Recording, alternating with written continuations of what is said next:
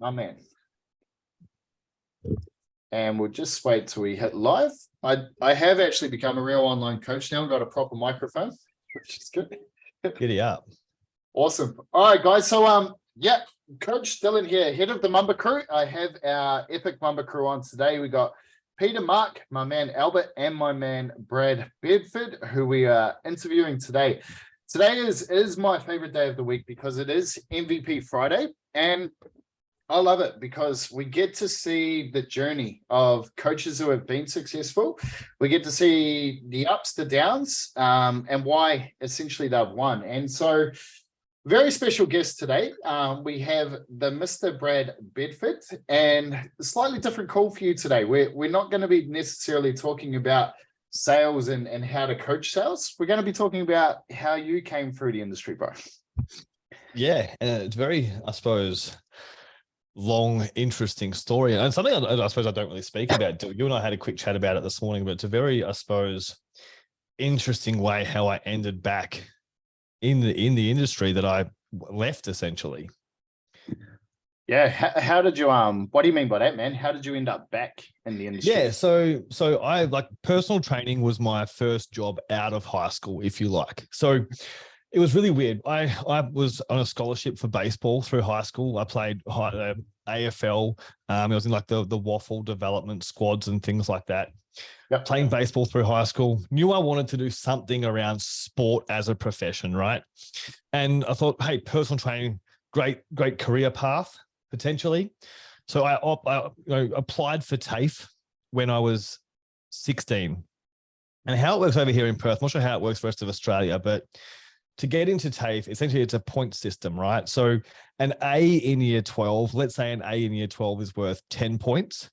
In year 11, it might only be worth 8, right? So I was a sort of an A and B student, not because I was like naturally talented, I had to work fairly hard, but I missed out on getting into TAFE by literally 1 point, right? Mm-hmm. So was absolutely devastated. I had to go back to year 12.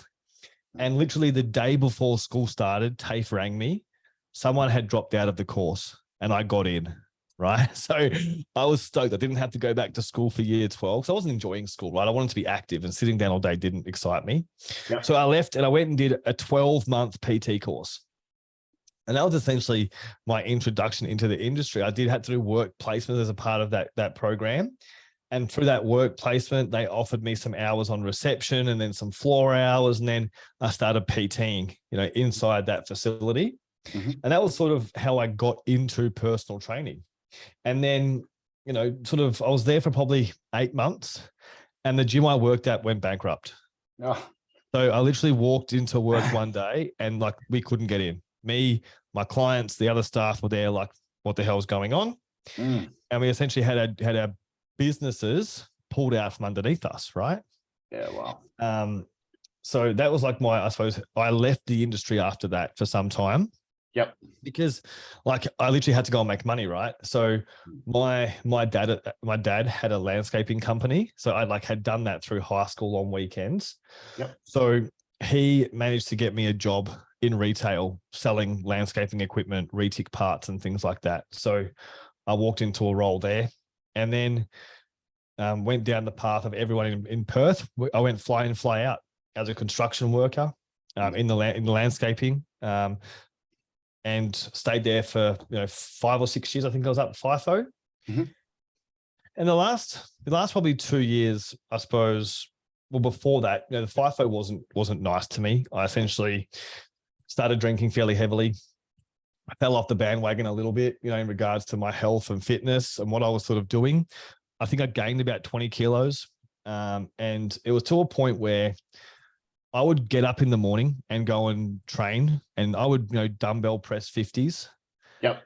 And then I would go back at work after the end of the day, and I'd drink a 700 ml bottle of rum or bourbon to a 1.25 of mixer every day, 7 days a week. Smoking 30 cigarettes a day. Essentially I was a functioning alcoholic, right? Like quite happily go to work, blow zeros, and then go and train the house down. And it got to a point where one RDO night, I was drinking with my boss and a few of our other managers. and it was like 11:30, feeling intoxicated, supposed to be my RDO. And they told me that they had to do a concrete pour the next day. Something had come up and I had to go to work. I went to work. I avoided the breathalyzer. Got someone to, I used to be a leading hand, so got someone to drive my car, and I was a passenger so I could go to site, so I could work essentially, knowing that I was still drunk, like well and truly still drunk, right? Obviously, they saw me on site, realized I hadn't done the breatho, took me back to the office, blew numbers, and got essentially thrown off site that day. And it was Australia Day, so I flew home the next day, which was Australia Day. Awesome, back on the piss because it's Australia Day. Happy days. But then that was like the turning point where like I had to do something, right? I had to do something. And for me, it was like I needed to really sort my shit out. I was in a relationship that wasn't going that flash, functioning alcoholic essentially, and wanted better. And some friends of mine managed to get me a start on Barrow Island, so an oil and gas plant. And my whole thing was there. I was like, cool, I'm going to, not drink. You can only drink mid-strength beer. I don't drink beer anyway. I'm not going to drink. I'm going to train every day. And essentially, I'm going to get myself back into shape. Within sort of 12 to 18 months of being up there, I lost 20 kilos. I'd stopped essentially drinking, for my 4-week stint, and got my life back on track and started helping other people. Opened up a cafe inside of a gym. And then, the progressive years after that, opened up a clothing label as well in the sort of health industry. And then it was about me becoming better. And how do I get back into this industry that essentially had got me back on the straight and narrow, right? Essentially, I knew that if I kept going down the path I was going down, it was going to be a very lonely road, right? Relationships had broken down, separated with the partner at the time. Yep. Lost essentially everything I had worked away for to get. And those guys that have worked away probably felt it, right? Like you work away so hard to create this life back home. And then, when you go through a separation, you lose 50% of that, if not more. So I went through that phase, but knew that getting back into the industry is what I had to do. So looked at starting to figure out my way out, which was what I did before I came back to Perth again. Yeah. Epic, man. And like, man, through all of that, and like, I guess, man, like a lot of guys that are sort of FIFO workers, all of this sort of stuff, they probably go through the same thing over and over again, man. Like, was that, I guess, knowing that there was a lot of people probably in a similar situation, did that have any influence on sort of getting back into the industry? Or? Well, I suppose the big thing for me was like, I had, fallen out of the routine of going to the gym, right? Yep. And then when I was away, I was still going to the gym, which was because that was like obviously a part of my identity. I wanted to train and be healthy and fit, but I also wanted to try and fit in and be a part of the boys and a part of the culture, right? But because I ate well and trained well, and then, everyone else was drinking after work, it's 40 degrees up there. Those guys are sipping on a beer. I don't drink beer, right? So I'm having, a short glass with a bit of spirits and some mixer. It's 2 mouthfuls, 3 mouthfuls of drink. You have your first 5 before you even wet your mouth, because you're so, you're so hot. Yeah. So, it was just ridiculous. Yeah, for sure, man. And bro, now you're sort of like, you've come back to Perth and you're getting back into the industry. What did sort of that look like at the time? Yeah, really interesting. So I had obviously a cafe inside of a gym. Yep. So first of all, it was like, okay, I just need to, well, what happened was how I actually left FIFO was just before I left, my role ended up being like behavioral-based safety and psychology, right? And a big part of my role was knocking on doors when people wouldn't come to work, right? 2 reasons to do that. A, to see if they're in their room. B, to make sure if they're alive, right? Suicides were happening on site. I was full-time night shift at the end. I would sit with people who were under sedation, like waiting to get flown off the island, right? That was my job. Pretty shit job, right? When I'm going through a relationship breakdown at home, half my shit's getting taken off me. Like I wasn't in a great headspace anyway. Yep. But I was doing that all day. I literally walked in one day to my night shift, and I was always a happy guy, right? Like I was again, 20 kilos lighter. I was healthy. Everything was going good physically. I literally walked in. I was like, hey guys, like, get me on a plane tomorrow. I'm out. I'm done. Peace out. They're like, what? I was like, yeah, I'm done. I've had enough. Yep. And they knew, right? They knew there was only a time limit that was going to happen. So came back to Perth, literally had no game plan, right? I'd been busting my ass for the last sort of 2 years of being away once I was single to rebuild what I'd lost through the breakup of the relationship. I was like, okay, I know I want to get back into fitness. Now, how do I actually have to do this, right? There was a commercial Good Life opening up very close to where I live. But because I had been out of the industry for so long and not actually staying up to date with any of my certifications, I had to get 20 CEC points, right? Now, I'm not a punch fit kind of guy, and I wanted to get it done really quickly. The fastest way for me to do that was to go and redo my Cert 4, because now Cert 4 is like 4 weeks, right? 5 weeks or 6 weeks, whatever it is, through the Australian Institute of Fitness. So I was like, A, I can get this done really quickly. B, I can brush up on my skills if I sort of need to brush up on anything. And B, C, I can get a bit of networking in, right? See what's happening in the industry. Yep. I had a mate reach out to me, heard I was back in the industry redoing my certs, offered me a role in Good Life to come in as a rental-based PT. Jumped at it. I thought, this is it. This is how I'm going to get back into it.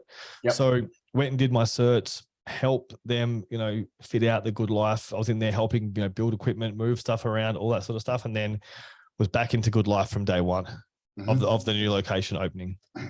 Yeah.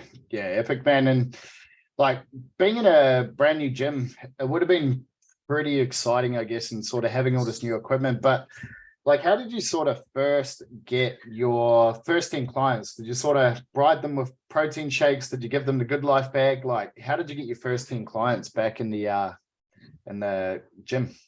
Yeah, and I suppose the biggest thing, like everyone that signed up, like they did like massive pre-sales, like most commercial gyms. They'd been sold during pre-sales, but were training at other Good Lives as a part of their membership or doing outdoor boot camps and stuff, right? So the biggest thing for me was, how many conversations could I have per day and how quick could I get in front of people, right? So they had these Kickstart packs and things they were doing. And I was watching all these coaches just pump through these Kickstart packs like they were personal training sessions, right? Trying to wow people through experience. My thing was like, I wasn't even sure that I wanted to train half of these people. Right? Like I was like, I needed money. Like I had no income, but I needed to make sure I was like, wanted to train people I wanted to train. So I essentially did my first session as a consultation. I sat down with them, ran them through a consultation. And then if they were a good fit, I offered them their next 2 sessions. If they weren't, I just said, hey, here's a program, run through it quickly, away you go. Bro, can we dive a bit deeper into that? Because I see quite a lot of guys struggle with that who are still in-person PTs, and they'll run that exact thing where it's like, cool, I'm going to run them for a mobility session, going to run them for a PT, I'm going to give them a nutrition. And essentially they give them everything. And then they're like, oh, I don't know why that person didn't sign up. So why did you go with the consultation approach? Because they think they're giving them everything and they're actually giving them nothing. Explain. Because they're not there to just go through a mobility session and have a workout, right? You need to understand like what are they actually looking to achieve? What's the problem they're looking to solve, right? Again, like they've already bought a gym membership, like they're at a gym, they've got a membership. That solved the problem of I don't have anywhere to train, right? But they still have all the problems of actually what to do inside the gym to get them the result they're after and solve the problems that they're really facing. And did you find that this approach was more successful than the other trainers in the gym? Yeah. So within the first, I think it was like the first 12 weeks, I was at 50 PT sessions. I was the most expensive trainer in the gym. So at that point in time, I was charging $75 a session. Now, remember, like I've been back in the industry for like 10 weeks now, right? So people are like, oh, I'm a new trainer. Like no one knows that except for you. So don't go telling everyone. But I was in there for sort of, I think it was 8 to 10 weeks and I was at 50 sessions. And at that point, I started looking at how I could hire my first coach to work underneath me. Yeah. And why did that come about? Well, it came about because I was getting people requesting to train with me, but I couldn't fulfill the service. Yep. So like, again, I'm sure everyone on this call and listening to this podcast can appreciate you only have so much bandwidth where your return of rewards starts to diminish, but also so does the level of service you can actually provide. Because if I'm doing 50, 45-minute sessions, it's probably like 43 hours of coaching. You've still got to write programs. You've still got to train yourself. You still have to, cook, meal prep, all this sort of stuff you have to do in life, right? Yeah. It just gets to a point where you're not actually servicing anyone. Like you're just showing up and going through the motions. Yeah. Yeah. Right. But I also hadn't hit the goals I wanted to achieve yet. Right. Like when I first finished my PT course, my parents offered to buy me a gym. So I was like 17, parents offered to buy me a gym. And I said, no, not a chance. I'm like way too young and immature. Right. But I always had the goal of like, once I got back into it, that I want to go and open up my own facility. Mm-hmm. So I knew that I had to start looking at how I could grow a team. What could I do to help me actually go and do this? And once I started hiring coaches, I even had the team from AIPT reach out and ask if I would start lecturing to help train Cert 3 and Cert 4 people, because I had my Cert 3, my Cert 4 in trainer and assessing, right, from being away. Mm-hmm. But then for me, it was like, okay, this is my opportunity to give back, right, and help coach new trainers. Mm-hmm. But it's also a way for me to capture really good coaches, bigger coaches, to then give jobs, right? Absolutely. So how can I start internally generating amazing coaches that I can then give jobs to? Yeah, man. And like, if we were to sort of like go back one or two steps, man, like when you sort of got that 50 clients, you're getting your sort of PT packs where you're walking the floor, and you said you're like, my goal is just to have as many conversations as I can. Like, What was your day-to-day? What did that look like so that you could fill up that 50 sessions? Yeah. So I would literally be in the gym at 5:30 in the morning. I would leave at 7:30 at night. Mm-hmm. Mm-hmm. I literally lived 5 minutes from the gym. I did not need to go home for anything throughout the day. Mm-hmm. Right. So I would get in roughly 20 minutes before my first session. Mm-hmm. I'd walk the gym. Again, like most people that train at 5:30 in the morning are regulars, right? Mm-hmm. Know their names. Mm-hmm. Right. Hey, walk the treadmill, say hello to everyone, walk the gym floor, do a bit of a tidy up at the gym floor, re-rack some weights, just chat to people, get to know them, right? Mm-hmm. Be the guy that they want to ask questions if they have one. Mm-hmm. Right. So walking like a big beefcake and, thinking you're awesome, you may be, but you want to be approachable, right? Mm-hmm. So for me, it was do that, obviously coach my sessions, give my clients all the attention possible during that session. Yep. Get them obviously amazing results. Yep. And then, while we were moving around the gym floor, if I saw regulars, I would make sure I'd wave and say hello. Yep. Even though I'm coaching someone at the moment, if someone walks past, I can quickly say hello for 2 seconds or give someone a wave who's on the chest press opposite us. Look up, give them a quick wave, say good morning, Dill. Morning, Mark. How are you guys? And then keep training a client, right? So it was just being in and around the facility. Yeah. Just doing the groundwork, man. Yeah. Building a foundation. Yep. Yeah. And, in that club alone, I ended up with 2 coaches working underneath me. Yeah. In that one club alone. Yeah. So 2 coaches working underneath me plus myself, right? Inside of a commercial gym. Absolutely, bro. It's exactly the same for online coaches as well. Like you just got to walk the floor of social media. Essentially, it's like show up every single day, go say hello to people that are watching you, go and be helpful. Where again, hey, like someone's there looking at you from the machine across the road. They're on your post and liking it. Yep. Give them a wave, say hello, right? So it doesn't matter like how you do it. It's just like, what are you actually doing? Social media is the biggest gym floor in the world. Go walk. Yeah, no, exactly. And, I essentially, ended up having a run-in with my fitness director. Yep. At That Good Life. He was bad-mouthing some members on the gym floor. A few of us coaches didn't appreciate it. They essentially didn't offer me a new contract at literally 12 months to the day, didn't offer me a new contract. Mm. So imagine this, right? Within 12 months, you've gone from no clients at all to having 50 sessions to having 2 coaches work for you and paying 3 rents, including yourself, but then not getting a contract, right? Essentially, hey, Brad, you can't run your business here anymore. Most coaches are like, okay, what do I do? Right? I literally walked up the street to a different commercial gym, started from scratch, and ended up with a team of 5 coaches. Bro, that's man. So I guess at this stage, man, it's gone from this is no longer a fluke. You know, it's not that, hey, look, you've just been lucky enough to be inside of a good life, you know, that's just opened up and you're getting all these things. So what do you think, man? What was the skill set that made you essentially have your business taken from out underneath your feet, walk up the road, and then go to have an even bigger business?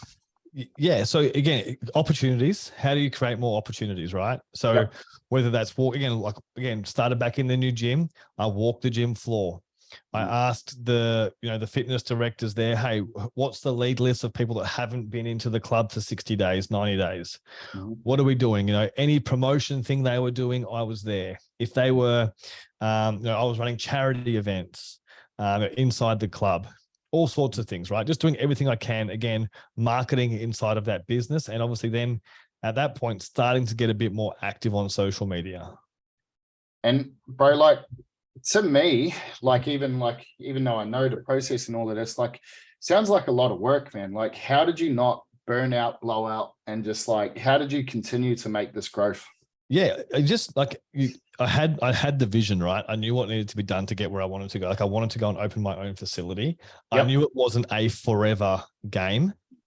And I started to outsource. Again, like I wasn't trying to do 60 sessions myself. I was like, okay, let's start hiring coaches, right? So at this point, I was like working with someone. Him and I were sort of like business partners. We had a team of 3 that worked for us. Essentially, and we were sort of growing the business then. And again, like how many opportunities, how many consultations were we doing per week? What were we including in our services? So, we ended up, I personally purchased a body scanner and put it inside our own office that me and Nathan had. So our clients had body scans. No other coach in the gym had that, right? So we were starting to invest, knowing that, the plan was Nathan and I were going to go and open a facility. Again, he essentially, we spent money on some business coaching to get ready. And, I bought a body scanner, paid 16 grand out of my savings. Well, actually, my now wife lent me 16 grand because I didn't have that much cash. But he essentially walked away from that partnership, told me I would be nothing without him. And then I went and opened my own gym, and the rest is history. Yeah. And I guess, man, like probably diving into that, bro. And like, I sort of know, some of the bits and pieces along the way. And like, you're someone who's, no matter how good you get, man, you constantly reinvest in your education. And a lot of it comes from a mindset of, I remember you saying you went and, invested 20 grand into a sales course. And you paid 20 grand up front because you wanted that to be now the mindset that you had so that you could sell people up front. So maybe, man, just a little bit about maybe some of the education that, like not naming names and stuff like that, but maybe like education you've bought, the reason you've bought it, the failures, the learnings, the lessons, and where you're definitely. at. And for me, it's always figuring out what's the gap that I have in my current learning. Like you only know what you know and you don't know what you don't know, right? And I see a lot of people, they try to fix problems that don't even exist yet, thinking that they're going to become a problem, right? So for me, at the start, it was, okay, what skill sets do I need to develop, right? I knew how to train people. I got people in good shape. I needed to learn some nutrition, right? So it happened, Clean Health came over. They ran a nutrition workshop, bought a course, went to that, learned some basic nutrition, right? And then the next thing was like, okay, I was getting into powerlifting. I wanted to get more down that path of coaching. Flew to Sydney, spent a weekend with Sebastian Orab and the team there, learned some more powerlifting stuff. Started investing more heavily into my own coaches for my own training. Again, if hiring coaches, you should not only be getting results from your coach, but also you should be learning from your coach, right? Your coach should be educating you and filling gaps that you have in your own knowledge. And then it was like, okay, I now know how to train people, and I'm at a level where I am far more advanced than the clients that I am training, right? There's nothing that I don't know that my clients would ask me for who I work with, right? Yeah. And this is where I see people going and spending, thousands and thousands of dollars in regards to courses that they're never actually going to use on the client that they work with. It just doesn't make sense, right? Yeah. So for me, it was like, where's the gap? Does this need to be solved? Yes, go and fix it. So obviously looked at some business coaching when I looked at opening my own facility. Yeah. And then ended up becoming business partners with Jack and James, who I was working with. And that's how I sort of got into the TBC side of business. Yep. But, we always invested where there was gaps. So for me, it was like, we worked, we were one of the first gyms to work with Alex Hormozy in Australia. So we learned from him.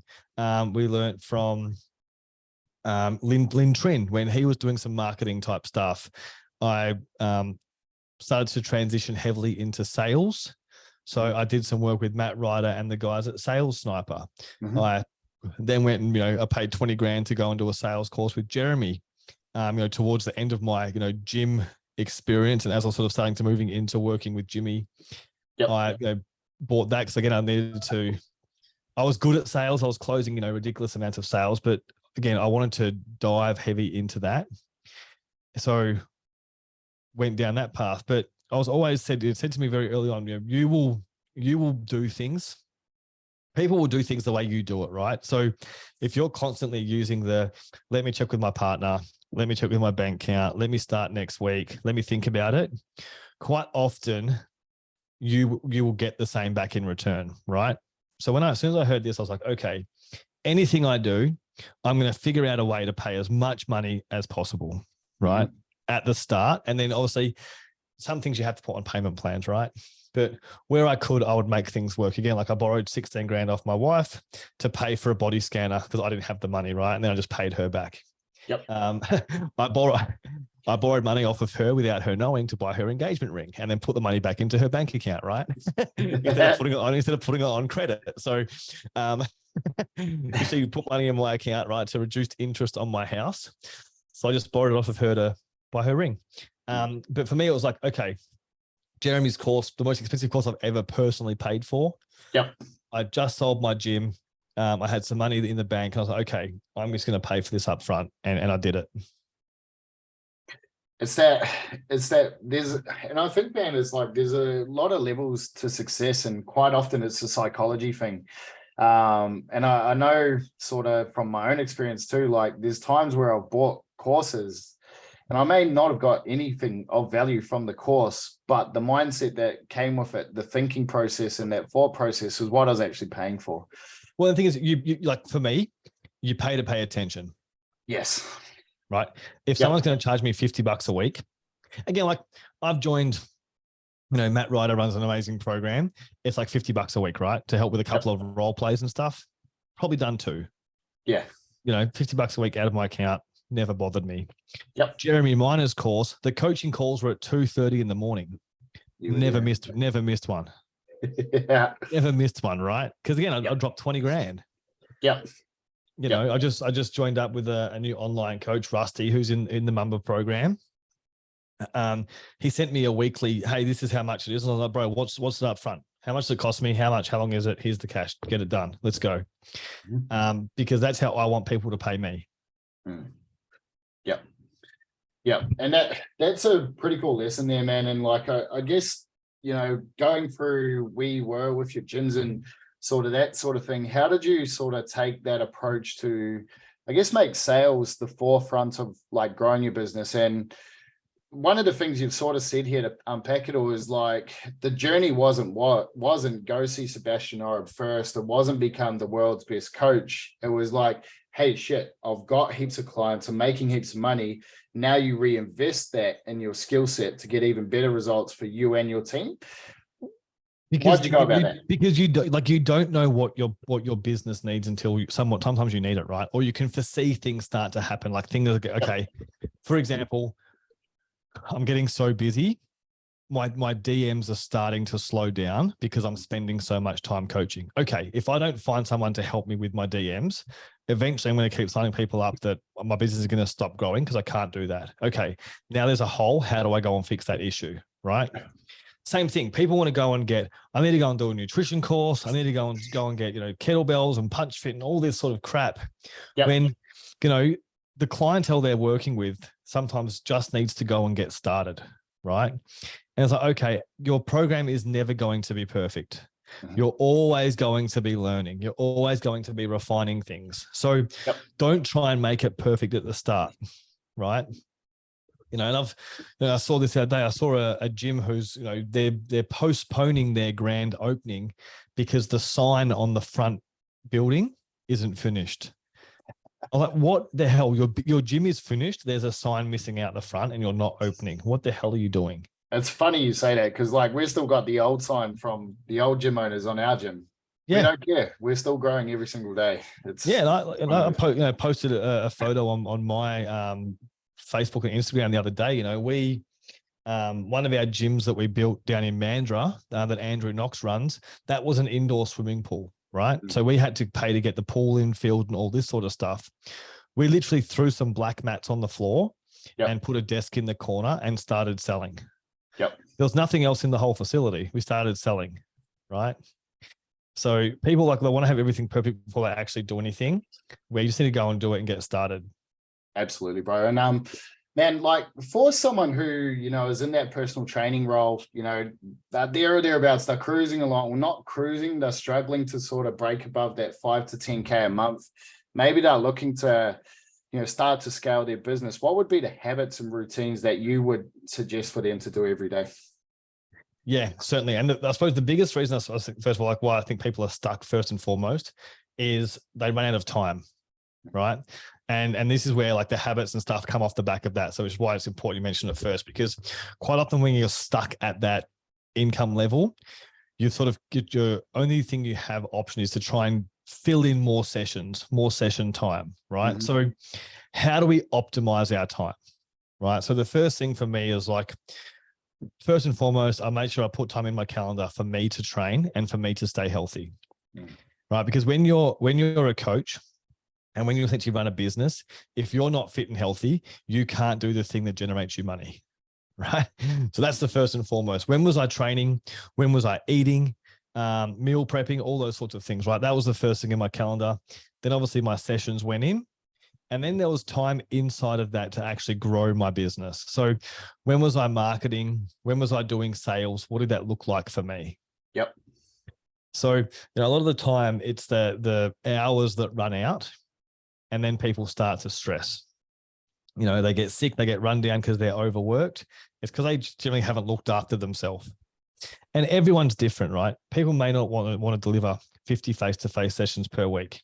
Yep. That'll be overwhelming. But even if you're at 30 sessions per week, if you're still not looking after yourself, there will be a time where you get ran down, you get sick, you can't work, and you don't earn any money. Yeah, absolutely, man. And I think, and it's one of those things. And how would you, I guess, paint a picture for someone who, let's say they're making 3 to 5 grand a week, they're making really, really good money as a personal trainer and but they're burnt out. They're sort of shit, I haven't done anything for myself for a long time. And it's having that mindset of stepping away, because that's a lot of money. How can you sort of paint that picture for someone to realize, hey, look, if I scale, if I learn to buy back time, what would you suggest there? Yeah, it's just the skills. Where do you want the business to go for yourself? So do you want to go and, again, like I did at the start, online coaching wasn't a thing, back when I started, but, how do I either get a coach to come in and work under me to buy back some time and give them some of my sessions? Yep. Or how do I essentially look at starting to do some online coaching to replace some of the income of my face-to-face clients? So, they might go, okay, I'm fully booked at, let's call it 45 sessions per week. If I start building up some online clients, what does that actually look like? If I get 3 online clients, that might replace 2 of my face-to-face clients. So now I can buy back, 4 sessions per week with 3 online clients that only take me, half an hour to deliver. So now you've bought back 2.5 hours a week. Yep. So how do you slowly start scaling this up and reducing your face-to-face time as you increase your online coaching time. Yeah, and that's the absolute secret. And the beauty of it, what we got access to now with all our online coaching is like you can buy back time. And that's the biggest thing for a lot of online, or for a lot of coaches, is we get to that point where we were good enough, we got a lot of cash, but that constant grind, and it's just consistently having in that mind of buying back time. And it is a different skill set, man. So maybe like with the skill set, we had to go and learn to bring coaches under you and scale. What was sort of maybe some books or something that you've read, or some coaching you've got in that time? I don't read, bro. I don't read anything. If you send me an email, if it's more than like 2 paragraphs, I'll be honest, I'm probably not going to read it. And then, so how did you develop that skill? I just did it. I just went and found a fucking coach and put them in and gave them some sessions. And again, like where I saw gaps in regards to their level of coaching, I would run them through education. If I saw gaps in stuff they were doing, I would coach them on it. Right? It was like, I want the perfect system. At that point, I didn't know what it was. I didn't have the money to invest in anyone at that point in time, right? Because I literally was paying like my mortgage. Like that was my income, because I'd lost everything from being FIFO, right? I had a small bit of savings. Yep. It was like, okay, I know what I've done to get me here, right? Mm-hmm. So I can duplicate that. This coach is going to get some sessions, and again, I can upskill them in regards to the coaching, right? But as I started to grow and get 2 or 3 coaches, then I was like, okay, how do I manage people?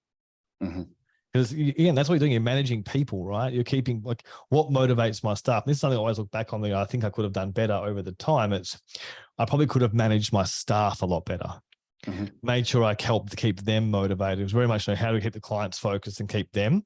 But as you build a team, it's like what motivates your team, what keeps them on track.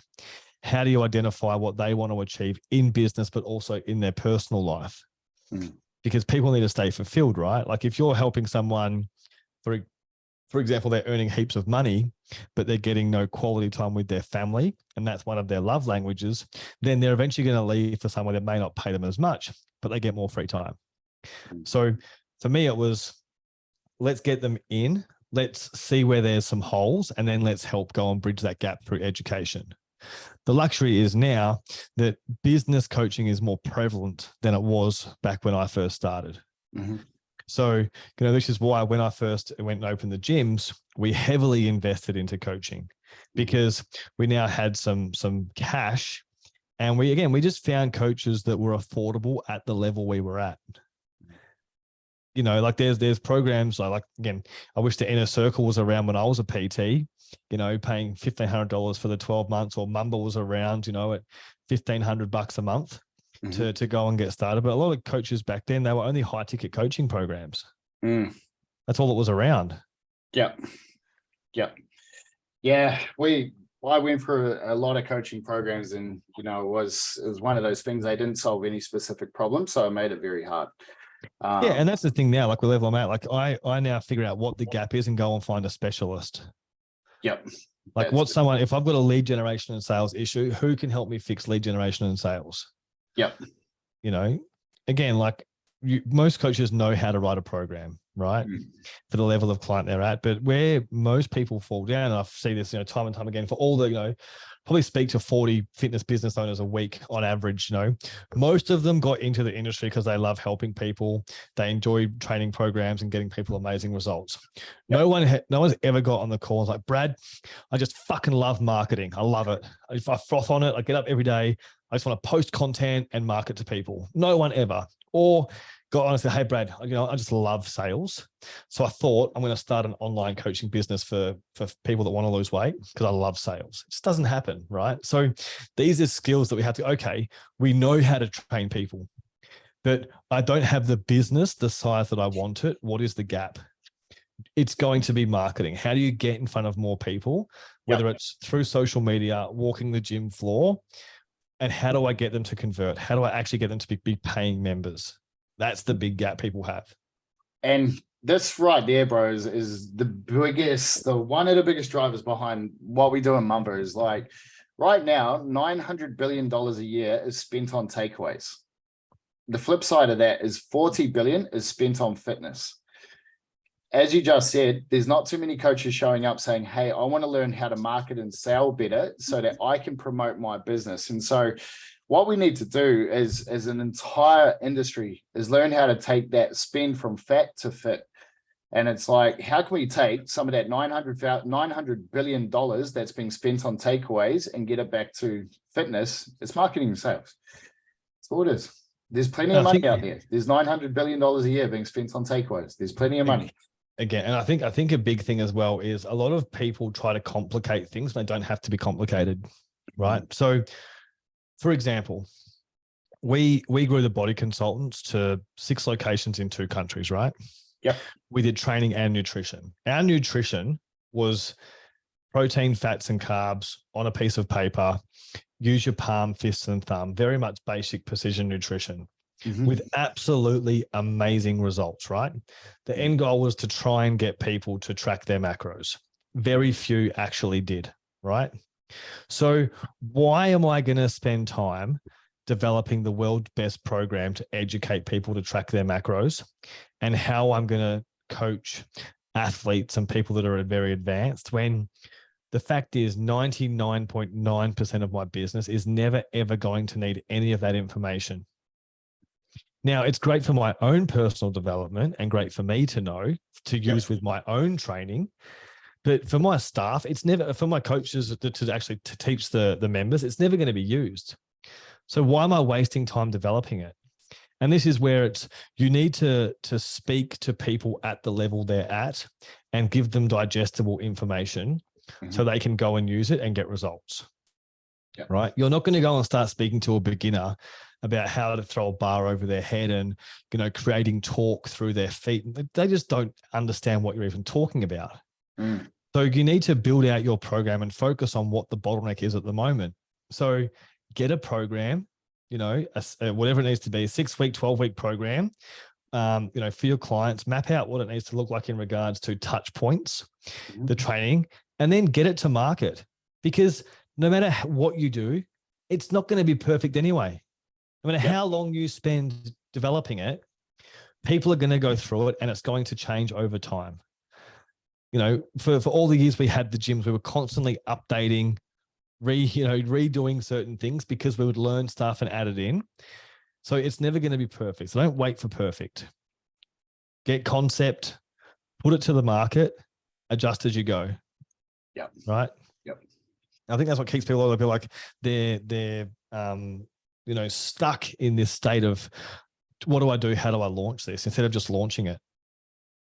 Just getting it out there. And like that is probably 100% the success of my business, you know, is like, I tried all sorts of things. I was looking through my YouTube the other day and I can actually go through it and I realized like the things that I'd try to create throughout it. Like once was like a ClickFunnels high ticket program. Then there was this other 7-day program. There was all this things that I put out there and like I put them out there, tried them, fuck, they had some success.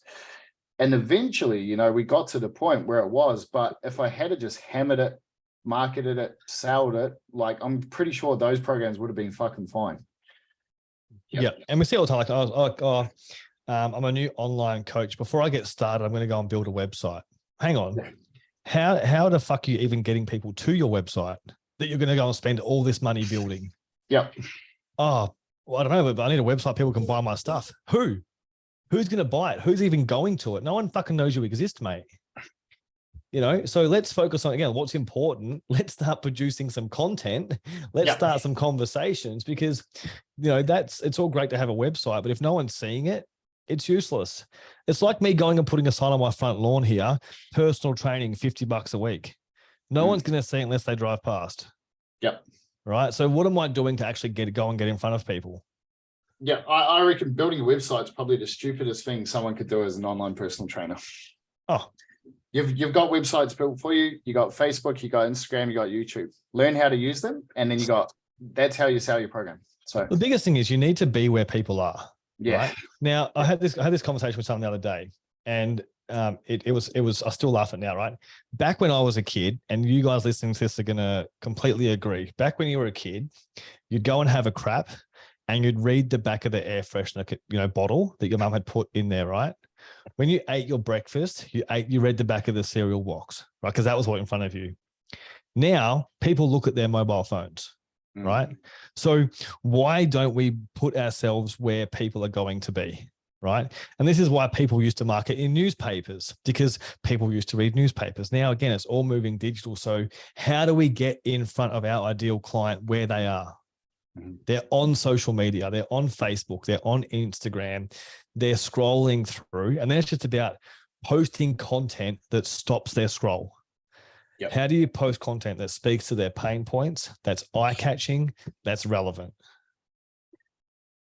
From that, man, like, let's say you left what you're doing right now. You're like, I just want to be a personal trainer again.